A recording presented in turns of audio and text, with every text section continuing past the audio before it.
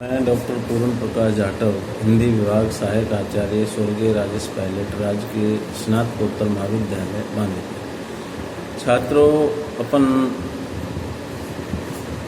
BA part तृतीय के second paper की चर्चा कर रहे थे, जिसमें अपन ने चर्चा की शब्द शक्तियाँ, अलंकार। अब अपन देखिए, इसमें देखते हैं रस का स्वरूप एवं रस सिद्धांत क्या है। देखिए, रस की जो परिभाषा है आचार्य भरत मुनि ने अपने ग्रंथ नाट्य शास्त्र में इस प्रकार दी है। विभावानुभाव व्यभिचारी संयोगादृश निष्पत्ति, अर्थात विभाव, अनुभाव और व्यभिचारी भावों के संयोग से रस की निष्पत्ति होती है। भरत मुनि अपने प्रसिद्ध नाट्य ग्रंथ, जिसका नाम है नाट्य शास्त्र, उसमें ये परिभाषा दी है कि विभावानुभाव व्यभिचारी संयोग दृश निष्पत्ति, अर्थात विभाव, अनुभाव और व्यभिचारी भावों के संयोग से रस की निष्पत्ति होती है। काव्य को पढ़ते या सुनते समय हमें जिस आनंद की अनुभूति होती है उसे ही रस कहा जाता है। काव्य को पढ़ते या सुनते समय हमें जिस आनंद की अनुभूति होती है उसे रस कहा जाता है। पाठक या श्रोता के हृदय में स्थित स्थायी भाव ही विभाव आदि से संयुक्त होकर रस रूप में परिणित हो जाता है। काव्यानंद को ब्रह्मानंद सहोदर कहा गया है। काव्यानंद को ब्रह्मानंद सहोदर कहा गया है। रस का महत्व देखिए, रस को काव्य की आत्मा या प्राण तत्व माना गया है।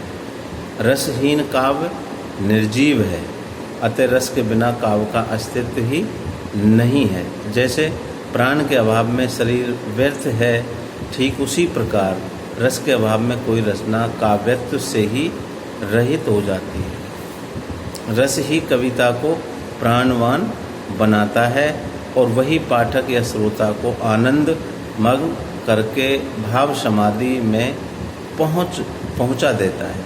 अतः रस को काव्य में सर्वाधिक महत्वपूर्ण तत्व माना जा सकता है। यह काव्य का अंतरंग तत्व है, बहिरंग तत्व नहीं। अतः अलंकार आदि की भांति यह काव्य की शोभा नहीं बढ़ाता, अपितु शोभा उत्पन्न करता है। काव्य के अन्य सभी तत्व रस के ही उपादान है। काव्य के जो अन्य सभी तत्व है वो रस के ही उपादान है। अतः निर्विवाद रूप में रस ही काव्य का सर्वप्रमुख तत्व है। रस की अनेक जो विशेषताएं हैं आचार्य विश्वनाथ ने बताई हैं, वो इस प्रकार हैं कि रस आस्वाद रूप है, आस्वाद्य नहीं। रस की उत्पत्ति सतोगुण के उद्रेक से होती है। रस ब्रह्मानंद सहोदर है। रसानुभूति अलौकिक होती है। रस चिन्मय या ज्ञान स्वरूप है। रस स्वयं प्रकाशानंद है। रस अखंड है। रस की अनुभूति तन्मयता की स्थिति में होती है। रस लोकोत्तर चमत्कार है। रस के अवयव देखिए, रस के अवयव, रस के 4 अवयव हैं, जिसमें स्थायी भाव, विभाव, अनुभाव और संचारी भाव। स्थायी भाव, जो भाव हृदय में सदैव स्थायी रूप से विद्यमान रहते हैं किंतु अनुकूल कारण पाकर उद्बुद्ध होते हैं, उन्हें स्थायी भाव कहा जाता है।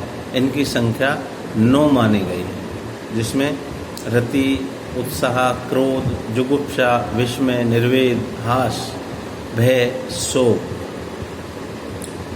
ये स्थायी भाव। प्रत्येक स्थायी भाव से संबंधित एक रस होता है, जिसका विवरण निम्न प्रकार। देखिए, रस और उनके स्थायी भाव। रस जिसमें श्रृंगार का स्थायी भाव हो गया रति। वीर का स्थायी भाव हुआ उत्साह। रौद्र, उसका स्थायी भाव क्रोध। विभत्स, इसका स्थायी भाव जुगुप्सा, घृणा। अद्भुत, विस्मय। शांत का निर्वेद। हास्य का स्थायी भाव हास। भयानक का भय। करुण का शोक। इनके अतिरिक्त 2 रसों की चर्चा और होती है, जिसमें वात्सल्य, इसका स्थायी भाव संतान विषयक रति है। भक्ति इसका है भगवत विषयक रति। स्थायी भावुक संख्या 9 ही मानी गई है, अतः मूलतः 9 रस ही माने गए हैं। रति के 3 भेद माने जा सकते हैं, जिसमें दाम्पत्य रति, वात्सल्य रति और भक्ति संबंधी रति। इन तीनों से क्रमशः श्रृंगार, वात्सल्य एवं भक्ति रस की निष्पत्ति होती है। श्रृंगार रस को रसराज माना गया है, कहा जाता है। श्रृंगार रस को रसराज, सभी रसों के ये राज हैं, राज करने वाले हैं श्रृंगार रस। Thank you.